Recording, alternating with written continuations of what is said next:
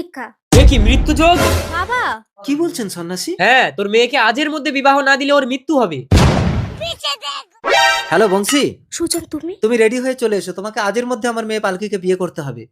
না, বাবলাতলায় যদি কোনো ছেলে হলুদ জামা গায়ে দিয়ে দাঁড়িয়ে থাকে তার সাথেই পালকির বিয়ে হবে।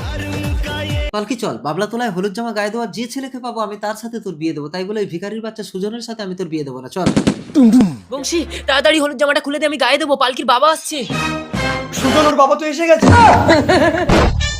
আচ্ছা, কেচড়া কলে পড়লাম তো। ভাই তুই আবার বিয়েটা করে নিস না জানো। না না, যদি খুব জোর করে তাহলে বিয়েটা করে নিয়ে বউ তোকে দিয়ে দেবো। বন্ধু হয়ে বেইমানি করবি না তো? আরে হে কি বংশী তুমি? সাধু বাবা আপনার অশেষ কৃপা।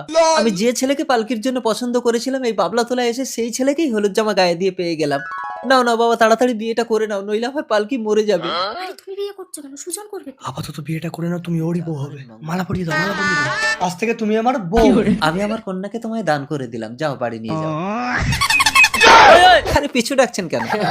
আপনি তাহলে আসেন। ঠিক আছে বাবা। কি হলো বংশী, দরজা বন্ধ করছো কেন? তুমিই তো বলেছিলে বিয়ে করে আমাকে সুজনের হাতে তুলে দেবে। এগ্রিমেন্টটা তো তাই হয়েছে। এ কি সুজন, তুমি এখানে? পালকি! সুজন, আমার বাবা এসেছে, তাড়াতাড়ি খাটের তলায় লুকাও।